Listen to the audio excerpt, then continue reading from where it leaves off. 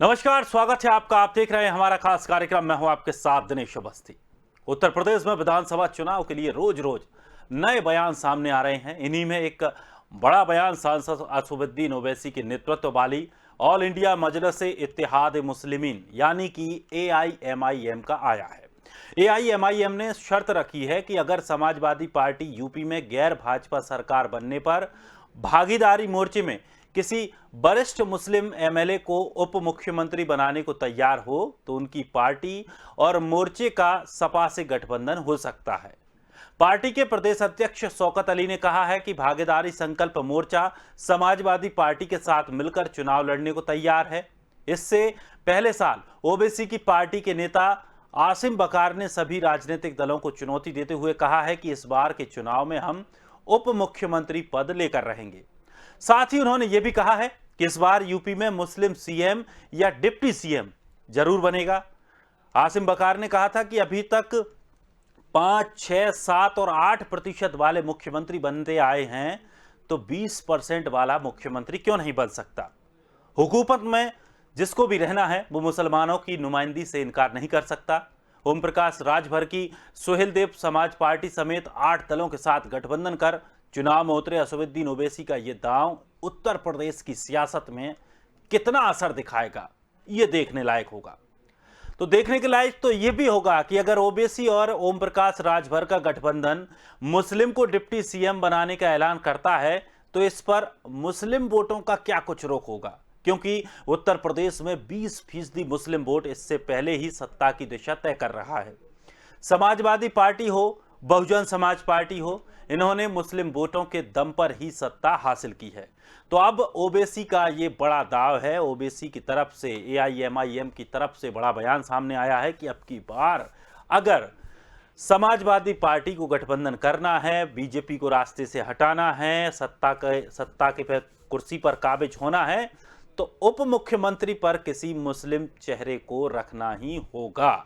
तो ये बड़ा सवाल है और इसी को लेकर आज हम चर्चा भी करने वाले हैं और तमाम मेहमान हमारे साथ इस विषय पर चर्चा करने के लिए जुड़ेंगे। हमारे साथ ताहिर अली जुड़ेंगे नागरिक एकता पार्टी से, शौकत अली समाजवादी पार्टी से और आकाश राय बीजेपी से, अखिल सिद्दीकी हमारे पूर्व प्रेसिडेंट एडिटर उत्तर प्रदेश से भी हमारे साथ जुड़ेंगे।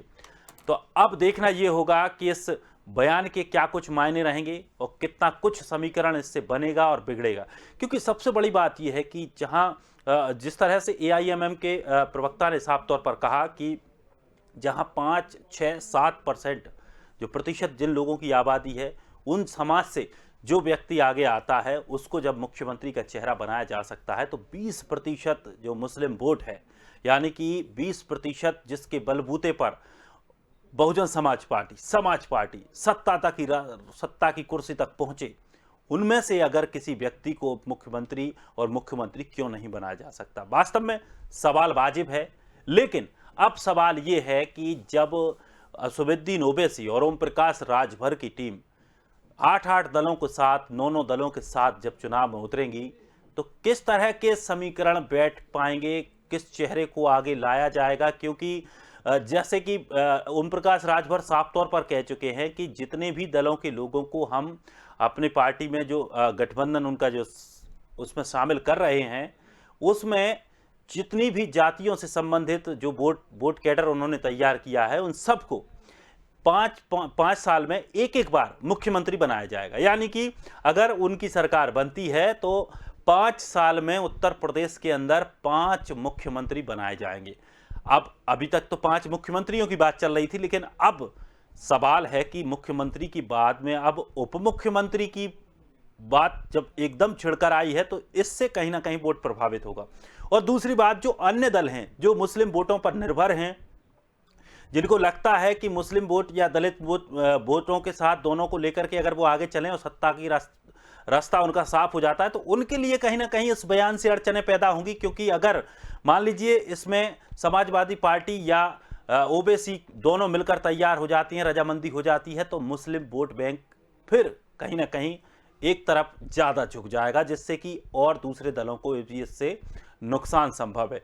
तो ये तमाम जो सियासी पैंतरे हैं वो अब आजमाए जा रहे हैं। उत्तर प्रदेश की राजनीति में अभी से शुरू हो चुके हैं, क्योंकि चुनाव करीब हैं और चुनावों से पहले इस बार की साफ तौर पर जैसा कि ओवैसी ने कहा था कि इस बार बीजेपी को वो पटकनी देने के लिए तैयार हैं और दल भी कह रहे हैं कि बीजेपी को रास्ते से हटाना है, भले ही इसके लिए कुछ करना पड़े। हालांकि ऐसा पहली बार नहीं है, पिछले चुनावों में भी जिस तरह से अगर अखिलेश यादव की बात करें, समाजवादी पार्टी की बात करें, तो वो कांग्रेस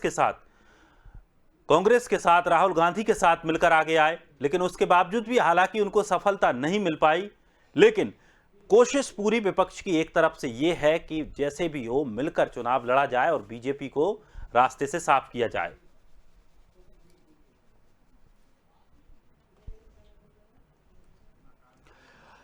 आकाश रॉय बीजेपी से हमारे साथ जुड़ गए हैं। आकाश जी, बहुत बहुत स्वागत है आपका स्वदेश न्यूज में। जिस तरह से जो बयानबाजियां सामने आ रही हैं, एआईएमआईएम ने साफ तौर पर कहा है कि अगर किसी मुस्लिम चेहरे को उप मुख्यमंत्री के लिए आप ऑफर करते हैं तो हम आपके साथ गठबंधन करते हैं और बीजेपी को रास्ते से हटाएंगे। इस पूरे फैक्टर को किस तरह से देखते हैं? नहीं, देखिए, मैं यही कहना चाहूंगा कि इन लोगों के पास कोई मुद्दा नहीं बचा है। इन लोगों का शुरू से, चाहे वो एआईएम हो, चाहे वो समाजवादी पार्टी हो, ये सारी पार्टियां शुरू से एक जाति विशेष, एक धर्म विशेष की राजनीति करने वाली पार्टियां रही हैं। आप समाजवादी पार्टी के बारे में ये पहले से प्रसिद्ध है कि ये एमवाई समीकरण, मुस्लिम यादव के समीकरण पे ये चलते थे।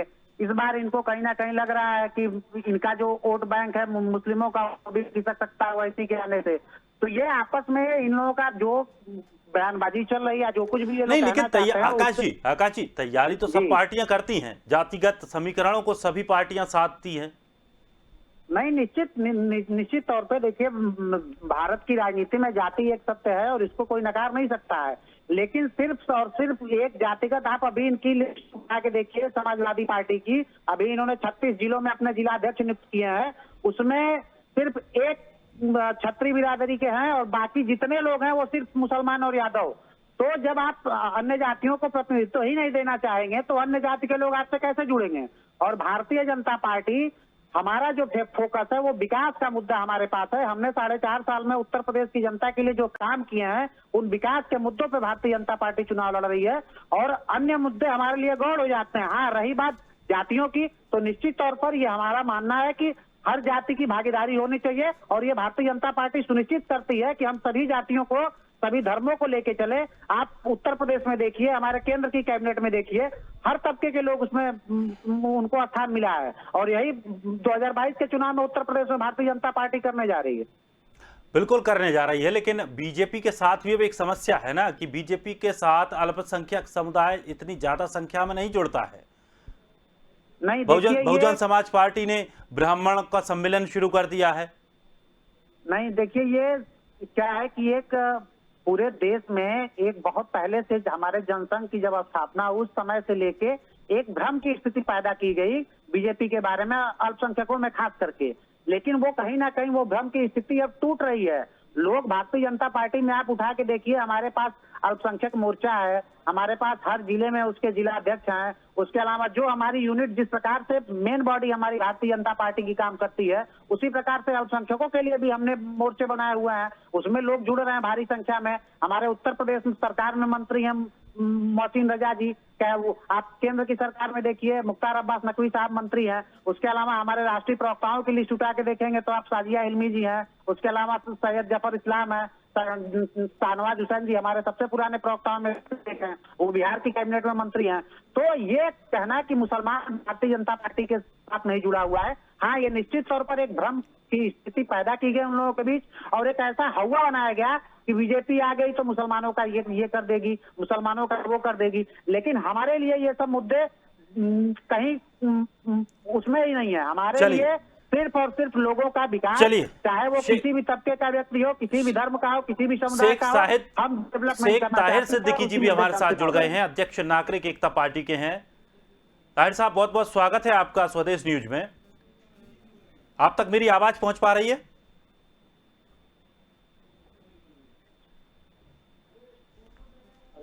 जी ताहिर साहब, मैं एक बात जानना चाहूंगा, जिस तरह से जो अब एआईएमआईएम का एक बड़ा बयान सामने आया है, उन्होंने साफ तौर पर एक पेशकश की है कि अगर समाजवादी पार्टी उनके साथ गठबंधन करती है तो उन्हें एक शर्त रखनी पड़ेगी। शर्त यह है कि अगर वो सत्ता में आते हैं तो किसी मुसलमान को, किसी मुस्लिम एमएलए को उप मुख्यमंत्री की सीट तो कम से कम देनी पड़ेगी।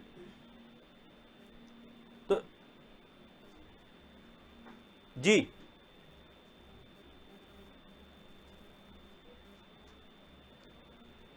ताहिर साहब, आप तक आवाज पहुंच रही है? ताहिर साहब, आवाज आपकी डिस्टर्ब कर रही है। चलिए आपसे जुड़ते हैं, थोड़ा सा तकनीकी समस्या की वजह से थोड़ा सा। शौकत अली साहब हमारे साथ जुड़ गए हैं। शौकत अली साहब, बहुत बहुत स्वागत है आपका भी। किस तरह से देखते हैं इस बयान को? क्या समाजवादी पार्टी इस पेशकश को मानेगी? क्योंकि मुस्लिम वोट तो चाहिए सत्ता में, अगर उत्तर प्रदेश की में बैठना है तो। देखिए दिनेश जी, मुझे लगता है कि ओवैसी साहब अगर ये कहते कि समाजवादी पार्टी को सत्ता में आना चाहिए और उत्तर प्रदेश की जनता की सेवा करनी चाहिए, हम उनका सहयोग करेंगे। लेकिन अगर ओवैसी साहब ये कहते हैं कि नहीं, डिप्टी सीएम का पद मिले तभी हम उनके साथ खड़े हो जाएंगे, तो इस तरह की बात बड़ी अजीब व गरीब लगने लगी। इसलिए ये कोई बार्गेनिंग करने का समय नहीं है। उत्तर प्रदेश आज तमाम चीजों से जूझ रहा है और आप बार्गेनिंग करने के लिए उतर आए मैदान में। भारतीय जनता पार्टी जो चीज चाहती है वो आप करने का काम कर रहे हैं। भारतीय जनता पार्टी चाहती थी कि मुस्लिम वोटों का बिखराव हो, आप वही काम करना चाह रहे हैं। लेकिन मैं तो चाहता हूं कि भारतीय जनता पार्टी से ये जाके समझौता कर लें और जाके डिप्टी सीएम बनवा लें। हम लोग साफ तौर पर ऐसा, अगर ये समझौता करना चाहते हैं तो भारतीय जनता पार्टी के पास चले जाएंगे। लेकिन अगर समाजवादी पार्टी की बात की जाए तो मैं पहले भी कह चुका, जो भी छोटे दल समाजवादी पार्टी में आकर सहयोग करना चाहते हैं उनका सबका स्वागत है। देखिए एक बात दिनेश जी मैं बहुत साफ तौर पर कहना चाहता हूं, समझौता वही व्यक्ति करता है जो कमजोर होता है, ताकतवर व्यक्ति कभी समझौता नहीं करता। और मैं बता देना चाहता हूं कि आज हम उत्तर प्रदेश में मुख्य विपक्षी दल हैं तो हम ताकतवर हैं और अपनी ताकत का परिचय दे चुके हैं। उत्तर प्रदेश की आवाम जानती है कि समाजवादी पार्टी एक मात्र ऐसी पार्टी है जो भारतीय जनता पार्टी की दलित नीतियों से लड़ सकती है। इसीलिए उत्तर प्रदेश की जनता समाजवादी पार्टी पर भरोसा करना चाहती है। लेकिन शौकत साहब, एक बात तो साफ है, क्या इस तरह का जो उन्होंने पेशकश की है, इस पेशकश के बाद मुस्लिम समाज के अंदर एक जागृति पैदा तो होगी कि यार बात तो सही रखी है इन्होंने, कि हमारे पक्ष में बात रखी है? क्योंकि अगर कोई मुस्लिम नेता बड़े मंच पर, बड़े स्तर पर पहुंचता है तो अच्छी बात है और कहीं ना कहीं लोग उनसे प्रभावित भी होंगे। देखिए दिनेश जी, मैं आपको बताना चाहता हूं कि जहां से ये आते हैं वहां भी तकरीबन 12.5% वोट है। ये वहां पर जाकर कहें कि उत्तर प्रदेश, वहां अपने स्टेट में जाकर ये कहें कि अब वो मुख्यमंत्री से काम नहीं चलेगा, मुख्यमंत्री बनाएंगे। तकरीबन 45 सीटें वहां पर ऐसी हैं जो अल्पसंख्यक जिसपे जीत सकते हैं और तमाम मुस्लिम बहुल सीटें हैं वहां पर। वहां 7 विधायक इनके हैं। ये जाके उप मुख्यमंत्री पे कहते हैं कि उप मुख्यमंत्री समझौता कर लेंगे, जाके अपने स्टेट में ये जाके कहें कि उप मुख्यमंत्री से काम नहीं चलेगा, हम मुख्यमंत्री बनना चाहते हैं। वहां ये बात क्यों नहीं कहते हैं? अभी आप बिहार गए थे, बिहार में ये बात क्यों नहीं दोहराई? अभी आप बंगाल गए थे, बंगाल से क्योंकि आपको भगा दिया गया तो आप बंगाल में ये बात नहीं बोल पाए। देखिए उत्तर प्रदेश की जनता बड़ी जागरूक है, समझदार है और जानते हैं, उत्तर प्रदेश की जनता ये सब कुछ जानती है कि ये आए नहीं है, इनको बुलाया गया है। और इसलिए बुलाया गया कि वोटों का ध्रुवीकरण कैसे हो, किस तरह बयानबाजी कराई जाए जिससे मुस्लिम इधर उधर भटके और भारतीय जनता पार्टी की दोबारा सरकार बने। इसीलिए इनको उत्तर प्रदेश की सरजमी पे बुला लिया गया है और इस तरह के बयान दिलाए जा रहे हैं। आप पूर्व के इनके सारे बयान देख लीजिए, चाहे बंगाल की बात कर लीजिए, बिहार की बात कर लीजिए, तमाम अनगिनत बयान दिए हैं। आप बिहार में थे तब आपको उप मुख्यमंत्री की याद नहीं आई, आप बंगाल गए तब आपको याद नहीं है, और जिस स्टेट से आप आते हैं वहां मुख्यमंत्री की बात क्यों नहीं करते? 12.5% वहां भी है, लेकिन जब उत्तर प्रदेश आ जाते हैं तो उप मुख्यमंत्री की बात आती है। देखिए वो मुस्लिम को सिर्फ भटकाने के लिए यहाँ आ गए, लेकिन उत्तर प्रदेश का मुसलमान भटका हुआ नहीं। वो जानता है अगर समाजवादी पार्टी मात्र एक ऐसा विकल्प है जिसमें मुसलमान सुरक्षित भी महसूस करता है और अपने आप को बड़ा हुआ भी महसूस करता है। चलिए शेख ताहिर साहब, अब आप तक आवाज पहुंच पा रही है सही तरीके से? आ रही है। चलिए अब आप बताइए कि जिस तरह से ओवैसी चाहते हैं, क्या उनकी पेशकश गलत है? देखिए एक्चुअली ऐसा है ना कि कोई भी बयान देने से पहले ओवैसी साहब को जो है खुद जो है अखिलेश जी से बात करनी चाहिए। ये पब्लिक डोमेन पे इतनी बड़ी बात कह देना कि जो है चीफ मिनिस्टर इस बार जो है उप मुख्यमंत्री अगर कोई डिप्टी सीएम मुसलमान को बनाया जाएगा तो मैं उनके साथ गठबंधन कर लूंगा। तो गठबंधन जो है प्रेस कॉन्फ्रेंस करके या ट्वीट करके तो होता नहीं है। प्रेस कॉन्फ्रेंस करके तो इनको अगर गठबंधन करना ही था तो मुलायम से या अखिलेश यादव जी से बात करना चाहिए था। और रही बात जो है डिप्टी सीएम बनाने की, तो ऐसा नहीं है कि संविधान में तो कहीं ये लिखा नहीं है कि मुसलमान डिप्टी सीएम नहीं बन सकता या सीएम नहीं बन सकता। तो उनकी ये पेशकश जो है नाजायज नहीं है। लेकिन अगर इस पेशकश को किया है उन्होंने तो ये पार्टी से उनको बात करनी चाहिए थी जिससे उनको गठबंधन करनी है। इस तरीके के बयान दे करके ये एक कम्युनिटी को खुश करना चाहते हैं और दूसरी कम्युनिटी से उसको लामबंद करना चाहते हैं। तो इससे जो है पहले मिशन जो होना चाहिए ये होना चाहिए कि भारतीय जनता पार्टी को कैसे उत्तर प्रदेश से बाहर किया जाए। पहला मिशन तो ये होना चाहिए। बाद में ये देखा जाएगा कौन मुख्यमंत्री बनेगा, कौन जो है डिप्टी सीएम बनेगा। मामला ये है, ये सिर्फ मुद्दे से भटकाने जैसी जो है ये पेशकश पेश की जा रही है। इनको अगर ये बात करनी थी तो अखिलेश यादव जी से बात करनी चाहिए।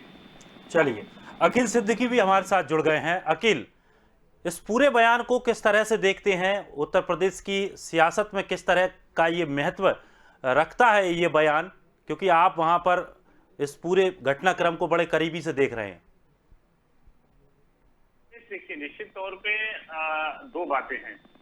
2022 की तैयारी में सभी जुटे और मुस्लिम और ब्राह्मण वोटों को अपने खेमे में लाने के लिए चाहे वो समाजवादी पार्टी हो चाहे वो बहुजन समाज की कोशिश कर रहे हैं, क्योंकि निश्चित तौर से मुस्लिम वोट बैंक को लेकर जिस तरह उत्तर प्रदेश में राजनीति हो रही, जो 18 से 20% जो मुस्लिम वोट बैंक है उसे पाने के लिए समाजवादी इसे नजरअंदाज नहीं किया जा सकता कि समाजवादी पार्टी के पास मुस्लिम वोट बैंक नहीं है, अब बेहतर है और यादव वोट के साथ मजबूत है। तो बहुजन समाज पार्टी के पास जिस तरह मुस्लिम वोट बैंक पहले थे, कहीं ना कहीं वो दलित वोट खिसका, तो मुस्लिम वोट बैंक जो खिसका वो प्रत्याशी नहीं जीते, इसका खामियाजा भुगतना पड़ा बसपा को। देखिए, पश्चिमी यूपी में जिस तरह मुस्लिम वोट बैंक की बात करें तो कम से कम 30 से 40% है। वहां जब वहां पे जो चुनाव होता है, जब मतदान होता है और जब वहां की लहर चलती है, तो जब ये माना जाता है कि पश्चिमी यूपी से जब रिजल्ट सामने आता है तो कहीं ना कहीं उसकी हवा लगती है कि वो मतदान होने के बाद तो फिर आगे चलता है। वो जब आगे अवध में जाता है, पश्चिम पूर्वांचल में जाता है, तो एक तय करता है कि मुस्लिम वोट बैंक किधर गया है। तो उससे नतीजा लोगों को मिल जाता था कि हमें किस दल को वोट देना है, किस प्रत्याशी को वोट देना है।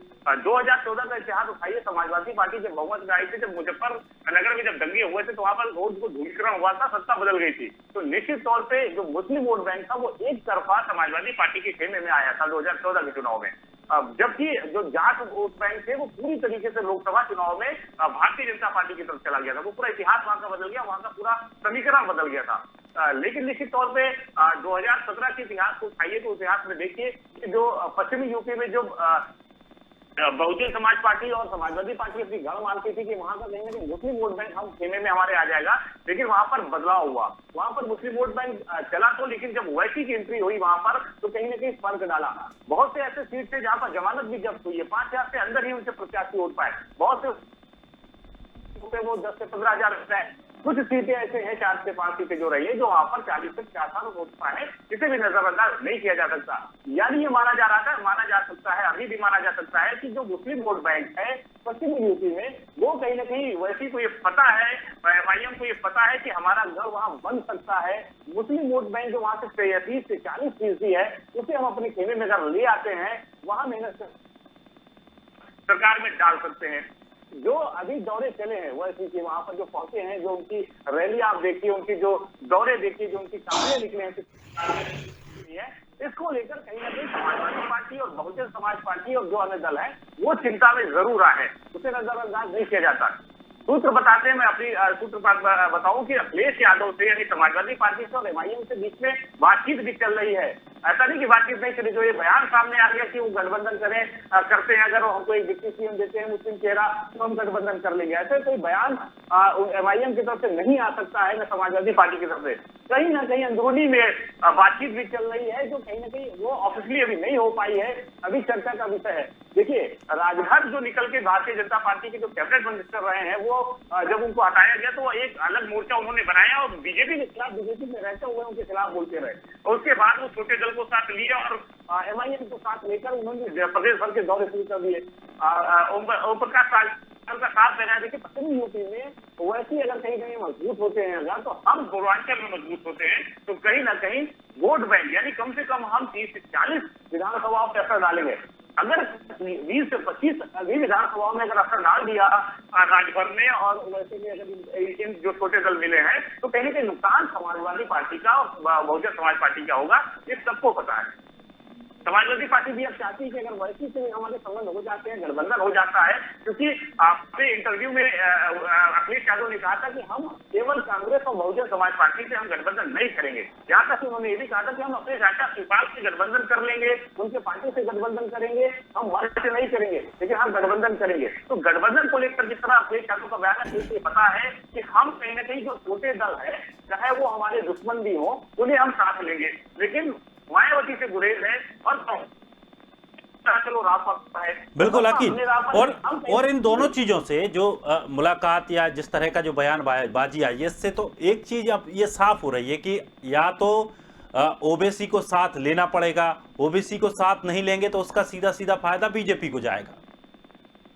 निश्चित तौर पर दिनेश जाएगा। आप देखिए ना जादोदा के पूरी तरीके से ये अनुभव हो चुका है, ये मंथन हो चुका है, कम समय है, इसमें इनको फैसला लेना है। अगर वाकई ये बात भी चर्चा अगर हम देखें तो राजनीतिक गलियारों में चर्चा बनी हुई है कि यदि अगर वैसी यदि एमआईएम की पार्टी अगर अखिलेश यादव से गठबंधन कर लेती है तो जो मुस्लिम ध्रुवीकरण हो रहा है, जो मुस्लिम वोट बैंक जो बट रहा है समाजवादी पार्टी में और बसपा में और एमआईएम में, अन्य दलों में, कांग्रेस में भी जाएगा, उससे भी बर्दाश्त नहीं किया जा सकता है। तो मुस्लिम के नसीमुद्दीन सिद्दीकी एक मोटा बड़े चेहरे हैं जो बहुजन समाज पार्टी से निकलकर कांग्रेस में गए। जब बसपा में थे, कद्दावर मंत्री थे, मुझे याद है 2017 का चुनाव भी याद है मुझे, और 2012 का भी चुनाव याद है, जब नसीमुद्दीन सिद्दीकी के कहने पर 100 टिकट मायावती ने पश्चिमी यूपी से लेकर पूर्वांचल तक मुस्लिम चेहरे को दिया था।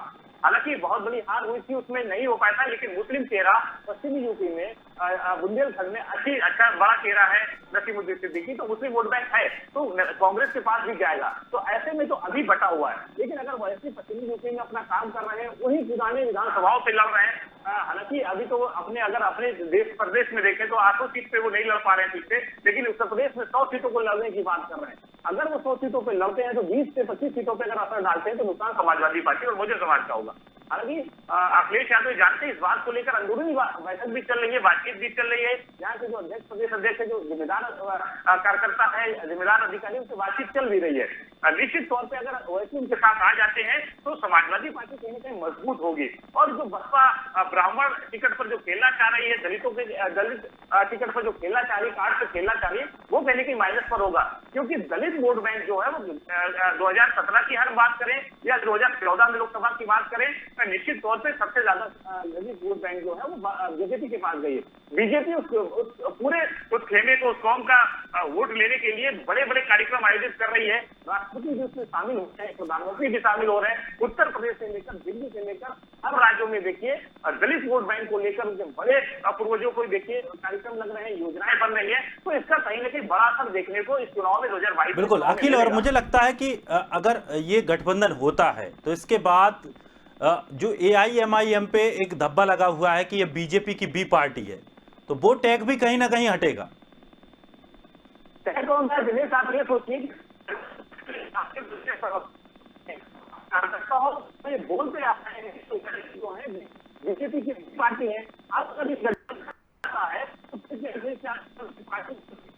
ठीक बोलेंगे कि बी पार्टी से, क्या वो विपक्ष जो बन जाए, मायावती हो या प्रियंका गांधी हो या अन्य दल के लोग हो, तो फिर ये क्या? शौकत अली साहब क्या कहेंगे? इसी पार्टी को आप लड़ा रहे थे, क्या कहेंगे अली साहब? साफ नहीं था, मैं पूरी बात को सुन नहीं पाया। मैं ये कह रहा हूं कि अगर एआईएमआईएम अगर समाजवादी पार्टी के साथ गठबंधन हो जाती है, कंडीशन कुछ भी हो, शर्तें कुछ भी हो, तो क्या फिर एआईएमआईएम या ओबीसी बीजेपी की भी पार्टी नहीं होंगे? देखिए, सबसे पहली चीज तो यही मैं कहना चाहूंगा कि इस वक्त ओवैसी साहब को कहना चाहिए कि अगर भारतीय जनता पार्टी की कोई गलत नीतियों से लड़ सकता है तो मात्र एक समाजवादी पार्टी है। इस वक्त उनको समाजवादी पार्टी का सहयोग करना चाहिए, लेकिन वो जो है बार्गेनिंग करने को उतारू हो गए। तो बार्गेनिंग इसी बात की है कि आप जाके भारतीय जनता पार्टी को फायदा पहुंचाना चाहते हैं। तो उसमें बार्गेनिंग में गलत क्या है? उस बार्गेनिंग में गलत क्या है? क्या एक किसी समाज का नेता सहयोग अगर किसी समाज का नेता एक समाज का वोट बैंक आपके पास लेकर आ रहा है, अगर वो अपने समाज के किसी प्रतिनिधि को प्रतिनिधित्व करने की बात कह रहा है, तो उसमें गलत क्या है? मुसलमान समाज की बात करके आप क्यों समाज को बांटना चाहते हैं? जो काम भारतीय जनता पार्टी करती है वही आप भी कर रहे हैं। कोई हिंदू को बांट रहा है, कोई मुसलमान को बांट रहा है। जो काम भारतीय जनता पार्टी का है उसमें आप सहयोग करने का काम कर रहे हैं। हम तो कहेंगे उत्तर प्रदेश की अंतिम, तो मतलब सपा में ये मान लें कि सपा में अखिलेश यादव से बड़ा कोई नहीं होगा, सपा में अखिलेश यादव से बड़ा कोई नहीं होगा, किसी को मंजूर नहीं किया जाएगा। ये किसने कह दिया आपसे कि कोई उनसे बड़ा नहीं होगा? तो फिर एक डिप्टी सीएम का अगर पद हो रहा है तो उस पर इतनी घबराहट क्यों हो रही है? मैं कह रहा हूं कि हर उस व्यक्ति की बात करनी चाहिए जो अंतिम पंक्ति में बैठा है। आदरणीय अखिलेश यादव जी अगर नेतृत्व कर रहे हैं, उनके नेतृत्व में हम सब काम कर रहे हैं, तो हमें अगर इतनी बड़ी जिम्मेदारी देकर भेजा है कि आप यहाँ बात रखिए, ये क्या कम है?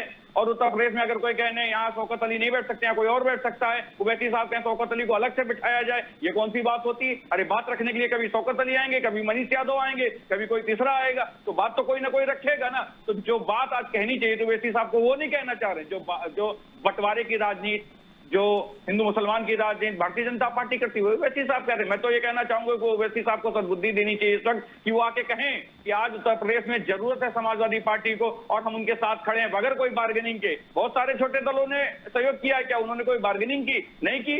ये कौन सी बात हो गई कि आप बार्गेनिंग करके हमारे साथ आएंगे? आप आएंगे कहेंगे डिप्टी सीएम बनाओ तो ही हम तो आए आपके बिना शर्तों के गठबंधन नहीं हो पाते, बिना शर्तों के नहीं हो पाते।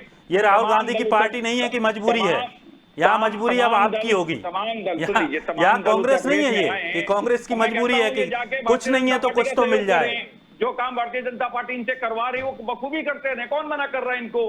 कौन मना कर रहा है? ये काम बंगाल में भी करने गए थे, बिहार में भी करने गए थे, उत्तर प्रदेश में कर रहे हैं। ये तो बुलाए हुए लोग हैं, इनको उत्तर प्रदेश बुलाया जाता है, इनसे कहा जाता है महाराज कभी आप वहां आ जाइएगा, हमारी सरकार बचा लीजिएगा, कभी बंगाल आ जाइएगा, हमें बचा लीजिएगा। अब उत्तर प्रदेश बुला लिया गया है, तो ये बुलाए हुए लोग हैं। इसी तरह इसीलिए इस तरह के बयान देके चलिए शोभा साहब, समय थोड़ा सा कम है, समय थोड़ा सा कम है। एक कमेंट ताहिर साहब से और एक प्रतिक्रिया चाहूंगा।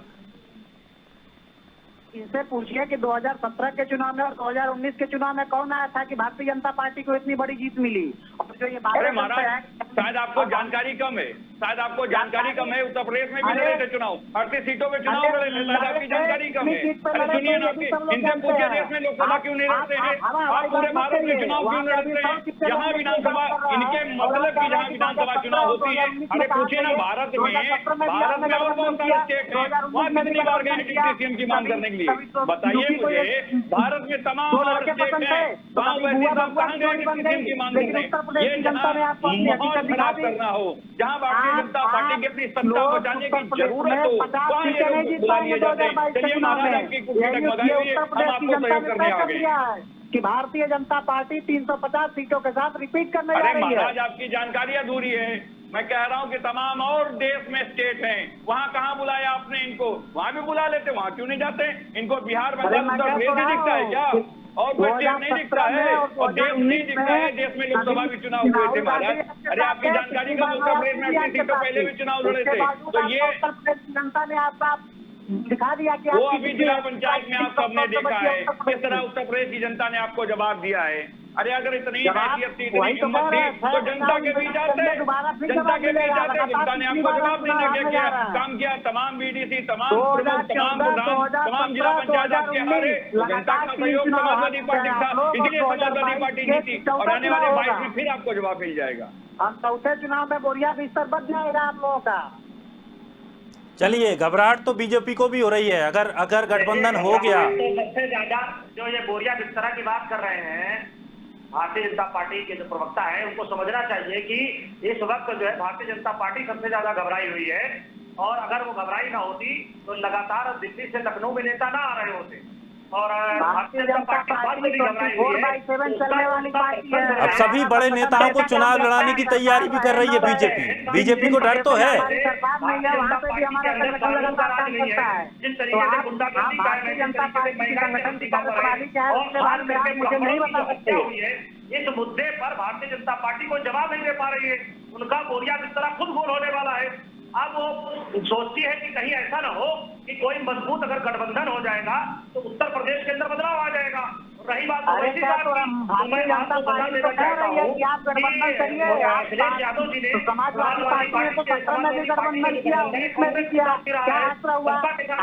ने देखा है, एक बार फिर गठबंधन करिए, इस बार वैसी भी कहाँ कोई समस्या है? उन्होंने अगर बयान दिया है तो उनको अखिलेश यादव जी से बात करनी चाहिए थी।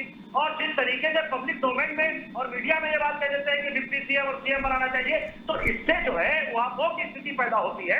आपको कोई भारतीय जनता पार्टी को हराने के लिए अगर गठबंधन तैयार करना है, जमीन पर अगर काम करना है, तो उस पार्टी से बात करना चाहिए, उस पार्टी के आला कमान से बात करना चाहिए।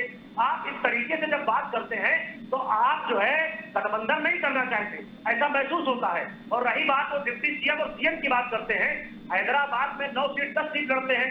अगर आप वाकई में उत्तर प्रदेश के अंदर सीएम बनाना चाहते हैं या डिप्टी सीएम बनाना चाहते हैं तो मैं जो है काबिले मुबारकबाद पेश करूंगा। ओवैसी साहब को 403 विधानसभा से सीटें चुनाव लड़े और पूर्ण बहुमत हासिल करें और अपना सीएम मुसलमान बनावे। संविधान में कहीं नहीं लिखा है कि मुसलमान नहीं बन सकता है सीएम या डिप्टी सीएम, बिल्कुल बन सकता है, उनकी जायज मांग है, लेकिन मांग किस तरीके से है ये उनको सोचना पड़ेगा। चलिए अखिल,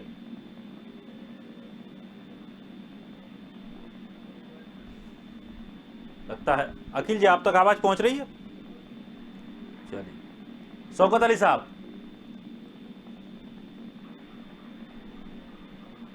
शौकत अली साहब आप तक आवाज पहुंच रही है?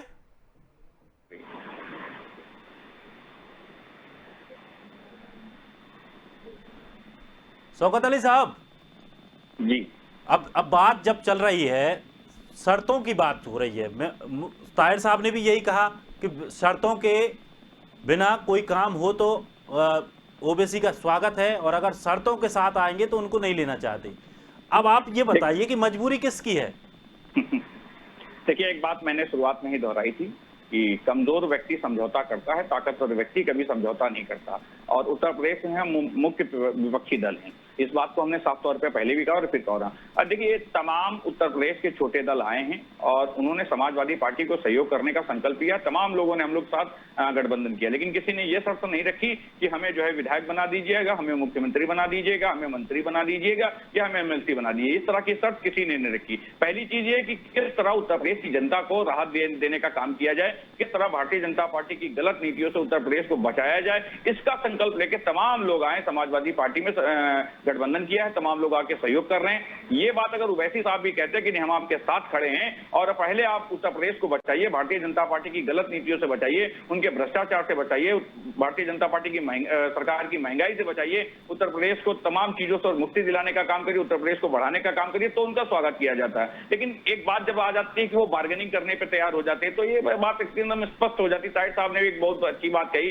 कि उनको बात करने का जो प्लेटफॉर्म चुनना था वो उन्हें चुना, वो गलत प्लेटफॉर्म इसलिए चला कि पब्लिक को मैसेज देना चाह रहे हैं, उत्तर प्रदेश की आवाम को गुमराह करना चाह रहे हैं, इसलिए सोशल मीडिया का प्लेटफॉर्म चुना। अगर सच में उनको बात करनी थी तो उनके पास ऐसा तो है नहीं कि आदरणीय राष्ट्रीय अध्यक्ष जी से मिलने के लिए कोई बड़ी लंबी लाइन लगानी पड़ती या फोन नंबर नहीं या वो मिल नहीं सकते हैं। एमपी हैं, आराम से मिल सकते थे, दिल्ली में भी मिल सकते हैं और लखनऊ भी मिल सकते हैं। वो जाकर मिल लेते और अपनी बात करते। यदि अच्छा लगता तो अच्छी बात है, नहीं अच्छा लगता तुम अपने रास्ते में अपने रास्ते। लेकिन जो प्लेटफॉर्म उन्होंने चुना वो एक बात तो स्पष्ट हो गई, प्लेटफॉर्म उन्होंने गलत चुना और ये मैसेज देने का काम किया कि गुमराह किस तरह उत्तर प्रदेश को किया जाए, वो प्रयास जरूर इन लोगों ने किया है। आकाश रॉय जी, शौकत भाई की बात पर जो है करेक्ट करना चाहता हूँ। जो उन्होंने कहा कि ताकतवर जो है समझौता नहीं करता है, तो भारतीय जनता पार्टी से ज्यादा ताकतवर इस वक्त कोई नहीं है। वो सेंट्रल गवर्नमेंट में भी जो समझौता किए हुए हैं और मुस्लिम के अंदर भी समझौता किए, कई दलों के साथ गठबंधन किए हुए हैं। तो आपको ये समझना पड़ेगा। नहीं, उनको लगता है, सपा को लगता है अकेले ही जाएगी, सपा अकेले ही लड़ेगी, अकेले ही चुनाव फतेह करेगी, किसी की ना शर्तें मंजूर होंगी ना कोई दल मंजूर होगा। गठबंधन करने की बात करी है और वो लगातार इस बात को कह भी रहे हैं। तो जिसको भी गठबंधन करना है तो जो है पार्टी के प्लेटफॉर्म पे जाके बात करे। लेकिन जिस तरीके से मीडिया में अगर कोई बात कह करके शेख ताहिर साहब, जब कुछ बातें होती हैं ताहिर साहब, जब बातें होती हैं, जब आग लगती है तभी धुआं निकलता है। ये बातें ऐसे निकल कर नहीं आती हैं सामने, कुछ ना कुछ बातचीत हुई है। तो उनको ऐसे भी कोई बयान नहीं देने चाहिए जिससे भारतीय जनता पार्टी को फायदा पहुंचता है। अभी तो सबका मिशन ये होना चाहिए कि जो ताकतवर पार्टी है, जो भारत को खत्म कर रही है, भारत के संविधान को खत्म कर रही है, लोकतंत्र को खत्म कर रही है, दंगा दमनी तहजीब को खत्म कर रही है, ऐसी पार्टी को सत्ता से कैसे भगाया जाए, पहला मिशन तो ये होना चाहिए। अब लोगों का मिशन जो है चीफ मिनिस्टर बनाने का और डिप्टी चीफ मिनिस्टर बनाने का अगर है तो इस तरीके से बयान दे करके कुछ हासिल नहीं होने वाला। अगर हासिल ही करना है तो पार्टी के प्लेटफॉर्म पे जाए, पार्टी के आला कमान से बात करें। ओवैसी साहब ने जो ये बात कही है कि डिप्टी सीएम और सीएम बन सकता है, ये बात एकदम सही है। क्यों नहीं मुसलमान बन सकता है? बिल्कुल मुसलमान बन सकता है, यादव बन सकता है, ठाकुर बन सकता है, दलित बन सकता है, माइनॉरिटी का भी बन सकता है और बने भी हैं लोग। तो इस इस वजह से इनको भी अगर ये बात करनी थी तो ये जा करके डायरेक्ट बात करे। और रही बात ताकतवर की, और जो ताकतवर नहीं है, आपको पता होगा बूंद बूंद से घड़ा भरता है। तो इस वक्त भारतीय जनता पार्टी को हराने के लिए कोई खुशफहमी में न रहे। भारतीय जनता पार्टी साम दाम दंड भेद गुंडागर्दी के बल पर सरकार बनाती है। अभी जिला पंचायत में आपने देखा, ब्लॉक प्रमुखी में देखा, तो जिस तरीके से दबंगई गुंडई के बल पर ये चुनाव जीत सकते हैं, तो जब तक सारे दल और छोटे दल सब एक नहीं होंगे तब तक भारतीय जनता पार्टी को हरा पाना बड़ा मुश्किल काम है। चलिए आकाश जी, मैं आपसे ये जानना चाह रहा था कि आपने अभी साफ तौर पर ये कहा कि बीजेपी को बिल्कुल भी डर नहीं है, किसी भी चीज का डर नहीं है, लेकिन आज ही एक जो सामने आई है स्थिति, एक बयान सामने आया है, उसमें साफ तौर पर है कि उत्तर प्रदेश में अब बीजेपी पुराने नेताओं को चुनाव लड़ाने की तैयारी में, यानी कि जो नेताओं का कद बड़ा था वो चुनाव नहीं लड़ रहे थे, अब उनको भी चुनाव लड़ाया जाएगा। अब ये डर नहीं है क्या? मैं इसको डर नहीं मानता। ये भारतीय जनता पार्टी का काम करने का एक तरीका है, कार्यप्रणाली रही है। और हमारे पुराने नेता पहले भी चुनाव लड़ते रहे हैं, सारे बड़े नेता चुनाव लड़ते रहे हैं। और अगर संगठन ने ये निर्णय लिया है कि जो भी हमारे पुराने और बड़े शीर्ष स्तर के नेता हैं उनको चुनाव में जाना होगा, तो निश्चित तौर पर सभी लोग जाएंगे। और भारतीय जनता पार्टी का एक एक कार्यकर्ता अभी से तत्पर है कि 2022 में भारतीय जनता पार्टी की सरकार बनाने के लिए। और हम भारतीय जनता पार्टी एक ऐसी पार्टी है जो सिर्फ सरकार में रहे या न रहे, सरकार में रहने के बावजूद आप सोचिए कि जितना कनेक्शन हमारा जनता के साथ है उतना किसी अन्य पार्टी का नहीं है। हम 24/7 24 घंटा 7 दिन लोगों के बीच में रहते हैं, लोगों के पास जाते हैं, लोगों की समस्याओं को सुनते हैं, समझते हैं, उनका निदान करते हैं। और उत्तर प्रदेश में पिछले 4.5 सालों में जिस प्रकार से विकास की गंगा बही है, हम उन कामों को लेकर चुनाव में जा रहे हैं। और निश्चित तौर पर मैं आपको बता रहा हूं कि भारतीय जनता पार्टी पिछली बार 325 सीटें अपने सहयोगियों के साथ जीती थी।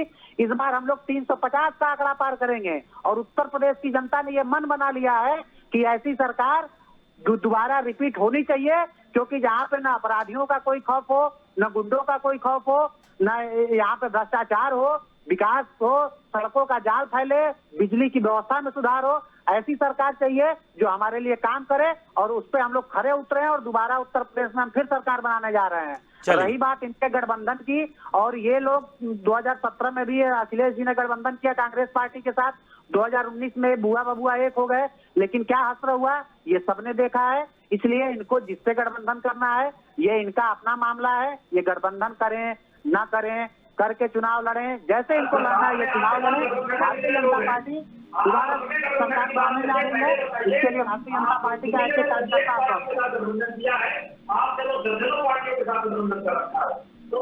अरे भाई हम गठबंधन करते हैं और अपने सहयोगियों का सम्मान करते हैं। आप लोगों के तरीके से नहीं कि हम ताकतवर हैं और वो कमजोर है। हमारे पास तो गठबंधन में जिन पार्टियों के 2 सांसद हैं उनको भी हमने मंत्रिमंडल में जगह दे रखी है। तो अपने सहयोगियों का सम्मान करना, गठबंधन में उनको किस प्रकार से उनको उनकी भागीदारी की नीति होनी चाहिए, इन सब चीजों पर भारतीय जनता पार्टी काम करती है। और इसीलिए भारतीय जनता पार्टी के साथ जो लोग गठबंधन करते हैं वो हमसे इंटैक्ट होकर जुड़े हुए हैं। आपने पिछली बार 2014 में भी एनडीए को देखा, भारतीय जनता पार्टी ने अकेले दम से सरकार बनाई, लेकिन हमारे जितने सहयोगी थे हमने सबको मंत्रिमंडल में जगह दिया। उत्तर प्रदेश में हम 312 सीटें अकेले दम से लेके आए, हमारे सहयोगियों के साथ 325 सीटें थी, लेकिन हमने सबको मौका दिया। क्योंकि अगर गठबंधन होता है तो कुछ न कुछ बातें होती है, कुछ न कुछ निश्चित तौर पर ये होता है कि हाँ हमको ये भागीदारी चाहिए और उसको सुनिश्चित करना पड़ता है। आप लोगों के तरीके से नहीं कि हम ताकतवर हैं और फलाना कमजोर है, इसका मतलब आप पहले उसको नकार रहे हैं। इसको समाज को डिवाइड करके सत्ता में रहना चाहते हैं, इससे जो है भारत का कोई हिंदू मुसलमान कौन करता है ये उत्तर प्रदेश की जनता भली बात जानती है। 2014 में साथ को जवाब दिया जनता ने, 2017 में दोबारा जवाब दिया, 2019 में दोबारा जवाब दिया। कितनी बार आप लेना चाहते हैं जवाब उत्तर प्रदेश की जनता का? मैंने अभी अपने शुरुआती वक्तव्य में कहा था कभी उन्होंने अपने जिलाध्यक्षों की घोषणा की है और उठा के लिस्ट देखिए उसमें किन लोगों को जिलाध्यक्ष बनाया गया। क्या उत्तर प्रदेश में सिर्फ एक जाति और एक मजहब के लोग जिलाध्यक्ष बनने के काबिल है समाजवादी पार्टी में? बात करते हैं आप बात करते हैं उनकी भाषा दिखाते स्टूडेंटों ने कहा कि आप भाषा से कह रहे हैं आप किसी से पहचाने। अरे भाषा की बात तो आप मत करिए साहब, भाषा की बात आप मत करिए। आपके पूर्व राष्ट्रीय अध्यक्ष आपकी पार्टी के संरक्षक मुलायम सिंह यादव जी क्या भाषा बोलते थे बलात्कारियों के बारे में? आपके आजम खान ने एक महिला सांसद के बारे में क्या टिप्पणी की थी? आप भाषा का ज्ञान देंगे हमको? क्या बात कर रहे हैं भाई? क्या तो आपके पूर्व राष्ट्रीय अध्यक्ष ने बलात्कारियों के बारे में क्या भाषा बोली थी? आजम खान ने एक महिला सांसद के बारे में क्या भाषा बोली थी? आप बताइए। देश और प्रदेश की जनता भ्रष्टाचार चरित्र और चेहरा जान चुकी है, इसलिए बार बार आपको जवाब दे रही है और फिर जवाब आपको देगी। आपको माला पैदा करते हैं, उनको अवार्ड देते हैं, उनको सम्मानित करते हैं। आपकी जागरूकता करती है। आप अंग्रेजों के बनाए हुए सिस्टम पे चलना चाहते हैं। आप चाहते हैं कि देश के अंदर बांटो और वोट डालो की राजनीति करो और सत्ता में रहो। जिस तरीके से अंग्रेजों ने किया वैसे आप कर रहे हैं। तो आप जो है संस्कृति की और संविधान की तो बात मत करिए। आपके शासनकाल में संविधान है कहाँ जो संविधान की बात करेगा, जो सच बोलेगा, जो कह देगा कि ऑक्सीजन नहीं मिल पाई उसके ऊपर एनएसए लगा देंगे, गैंगस्टर लगा देंगे, गुंडा एक्ट लगा देंगे, जेल की सलाखों में डाल देंगे। और जो चैनल सच्चाई दिखाएगा उसके यहाँ आईटी की रेड डाल देंगे, ईडी चली जाएगी। तो आप ये बताइए, आप मशीनरी आईडी पुरानी हो गई, लोकतंत्र खत्म कर दिया भाजपा ने, देश खत्म कर दिया भाजपा ने, ये आरोप तो आप पिछले 7 सालों से लगातार लगा रहे हैं और तब भी देश की जनता आपको सबक सिखाती जा रही है। तो आपको विश्वास, आपके मिथ्या आरोपों से भारतीय जनता पार्टी को कोई फर्क नहीं पड़ने वाला है। आपके अंदर विश्वास अगर होता तो आप इस तरीके से छापे ना करवाते, आप इस तरीके से जासूसी नहीं करते, इस तरीके से मॉब लिंचिंग नहीं कराते। आप ये समझिए, भारत देश जब तक विकास नहीं कर सकता जब तक इस देश के अंदर सबको लेकर के नहीं चलेंगे आप।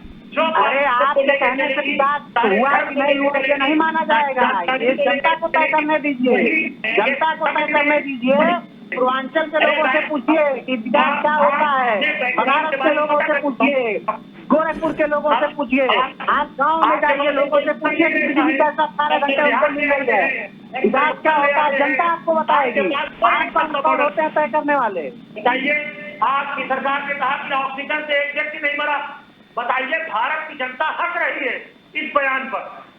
अब बताइए, इतने लोग ऑक्सीजन की कमी से एक्सपायर हो गए, जिनके घर में लोग एक्सपायर हुए हैं वो लोग पोस रहे हैं आपको। आप समझिए कि इतनी झूठी बात बोलते हैं कि झूठ शर्मा गए कि हमसे बड़ा झूठा कौन आ गया भारत देश में। भारतीय जनता पार्टी वो झूठ पार्टी है। भारतीय जनता पार्टी जुमलों का पार्टी है। भारतीय जनता पार्टी भारतीय जासूस पार्टी है। आप जासूसी करिए और सत्ता में बने रहिए, यही चाहते हैं आप। लेकिन आप लोग जितनी हास्यास्पद बातें करते हैं, ये आरोप पिछले 7 सालों से लगातार यही एक आरोप लगाते रहते हैं। जनता आपको आपकी दिखाई जाती है। अब हिंदू और मुसलमान सब जान चुका है, वो ये जान चुका है कि हमारे साथ कितना बड़ा धोखा हो रहा। किसी को हिंदू और मुसलमान की लड़ाई से देश की विकास की बात नहीं हो सकती, वो सब जान चुके हैं। इस चीज को समझिए ना। चलिए, जल्दी समझ जाएंगे। आप लोग घूम घूम के कहें कि मुसलमान चलिए अखिल, जिस तरह से बीजेपी साफ तौर पर कह रही है कि उन्हें किसी का डर नहीं है, उनके सामने कोई बड़ी पार्टी नहीं है, जबकि असलियत यह है कि उत्तर प्रदेश में अगर विपक्ष में कोई बड़ी पार्टी है तो समाजवादी पार्टी है। लेकिन चुनाव शुरू होने से पहले ही ओवैसी साहब चुनौती देते हैं योगी को और योगी चुनौती स्वीकार करते हैं, जबकि एक विपक्ष में बड़ी पार्टी समाजवादी पार्टी है, लेकिन चैलेंज ओवैसी का स्वीकार करते हैं।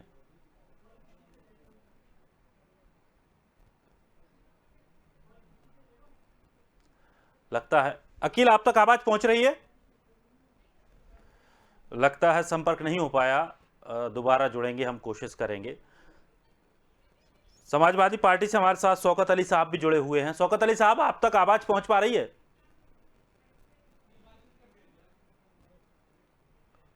शौकत अली साहब, आप तक आवाज पहुंच रही है?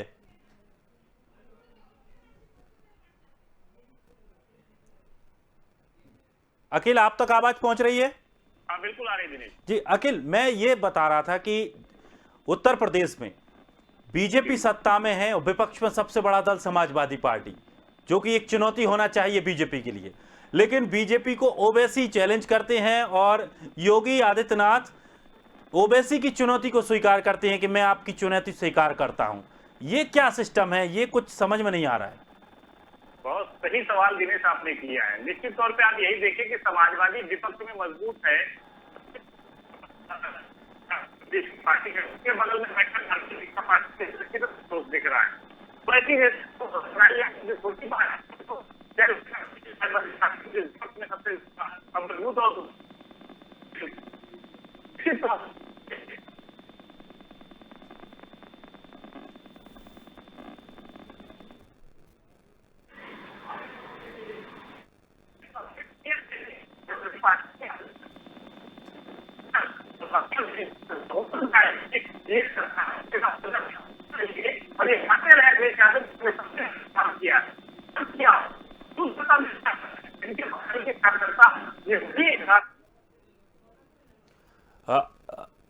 अखिल, आपकी आवाज तकनीकी खराबी की वजह से नहीं आ पा रही है सही से। दरअसल बारिश का मौसम है और इस समय थोड़ा सा समस्या तकनीकी हो रही है। मैं अनुरोध करूंगा हमारी टीम से जरा जल्द से जल्द सही तरीके से जुड़ें। शौकत अली साहब, आप तक आवाज पहुंच रही है?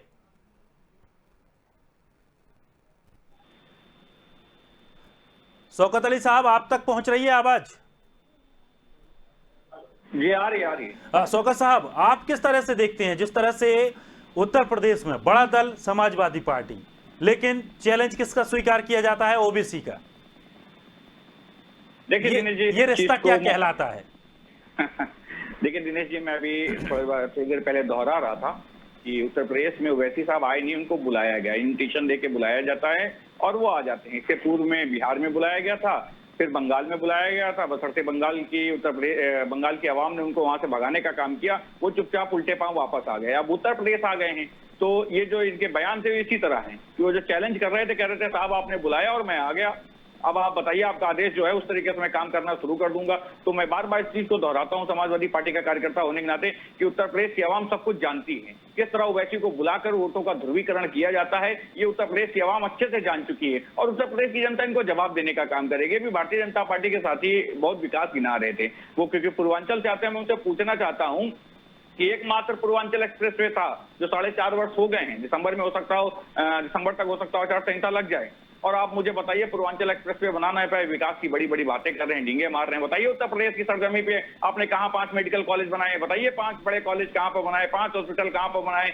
मुझे बताइए 5 एक्सप्रेसवे कहां पर बनाए? देखिए ये लोग जुमलेबाज लोग हैं, देश को धोखा देकर कुर्सी पे तो आश्रित हो गए थे, लेकिन सच्चाई है कि उत्तर प्रदेश की जनता अब सब कुछ जान चुकी है। और भारतीय जनता पार्टी के मैं खुद कार्यकर्ताओं की आज एक बात कहना चाहता हूं, भारतीय जनता पार्टी के कार्यकर्ताओं की हालत उस महिला की तरह है जो ये जानती है अच्छे से कि उनका पति बहुत नकारा है, किसी काम का नहीं, किसी लड़झड़ का नहीं है, लेकिन समस्या क्या है कि जब मायके वाले घर आ जाते हैं तो बेचारी क्या करेगा, अपने पति की बदनामी तो करा नहीं सकती, तो मायके वालों के सामने खूब सारी तारीफों के पुल बांधना शुरू कर देती। वही हालात आज भारतीय जनता पार्टी के लोगों के भी हैं। वो अपने जानते हैं, ये सच्चाई वो भी जानते हैं कि आज उत्तर प्रदेश में कुछ नहीं हुआ है, पूरा उत्तर प्रदेश सूना पड़ा हुआ है। एकमात्र पूर्वांचल एक्सप्रेसवे बना नहीं, जहां आकाश राय जी रहते हैं पूर्वांचल में, जिस रास्ते से जाना चाहते थे वो भी उम्मीद लगाए हुए थे कि अगर पूर्वांचल एक्सप्रेसवे बन जाएगा और गाजीपुर में उतरेगा तो मेरे लिए आने जाने में रास्ता अच्छा हो जाएगा। वो मात्र बना नहीं, फिर भी तारीफ किए जा रहे हैं। महाराज मैं आपका दर्द समझ रहा हूं, लेकिन झूठ मत बोलिए उत्तर प्रदेश से। अब उत्तर प्रदेश की जनता आपको जान चुकी है।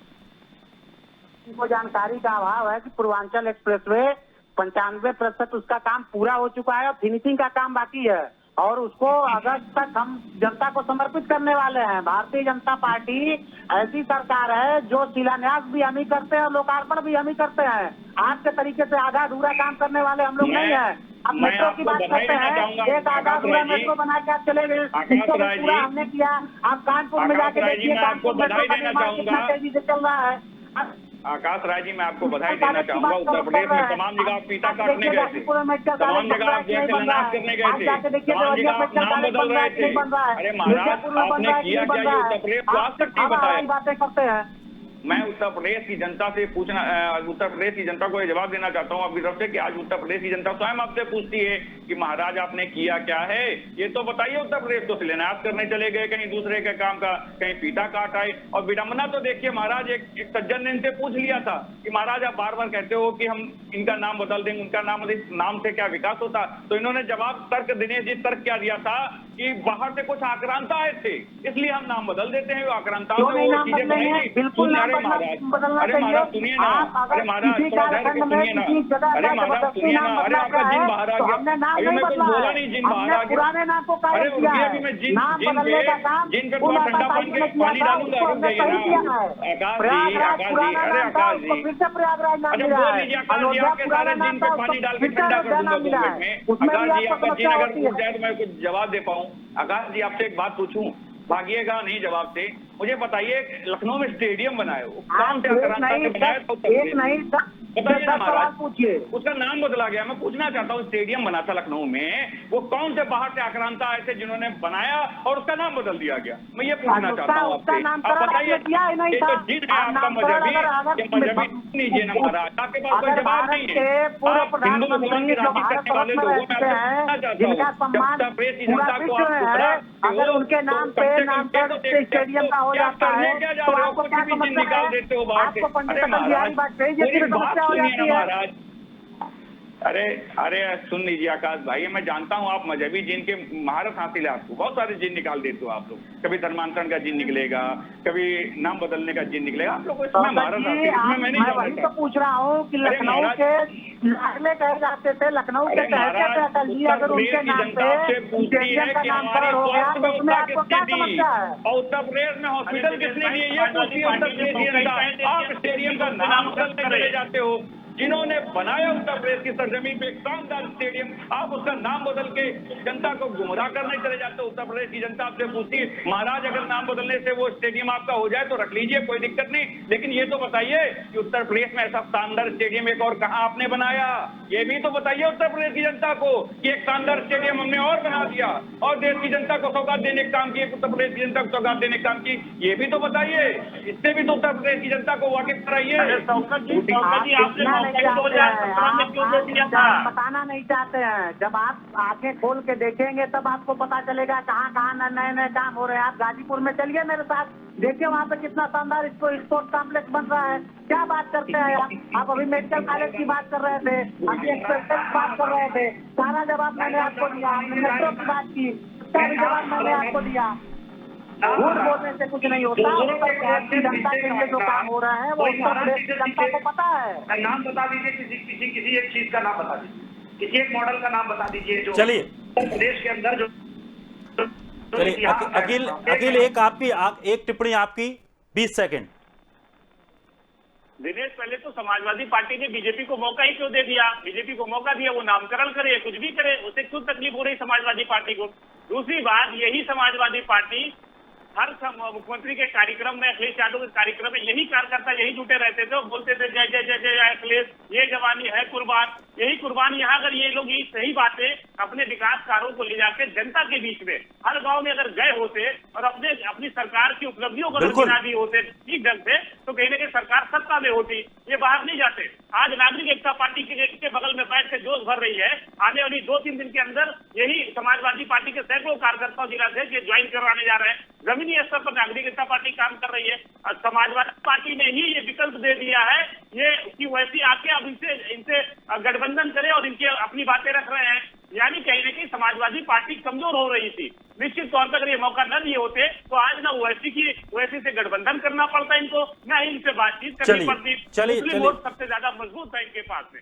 हालांकि बहुत बहुत शुक्रिया सभी मेहमानों का हमारे साथ जुड़ने के लिए इस बहस में। लेकिन सबसे बड़ी बात यह है कि ओबीसी ने तो अपना दाव खेल दिया है। उन्होंने साफ तौर पर कह दिया कि हमारे साथ गठबंधन करना है तो एक डिप्टी सीएम किसी मुस्लिम व्यक्ति को, मुस्लिम प्रतिनिधि को देना पड़ेगी। अब आगे उत्तर प्रदेश का चुनाव है, क्या कुछ स्थिति बनती है देखने का विषय होगा। फिलहाल इस खास कार्यक्रम में इतना ही। ताजा तरीन खबरों के लिए आप बने रहिए स्वदेश के साथ।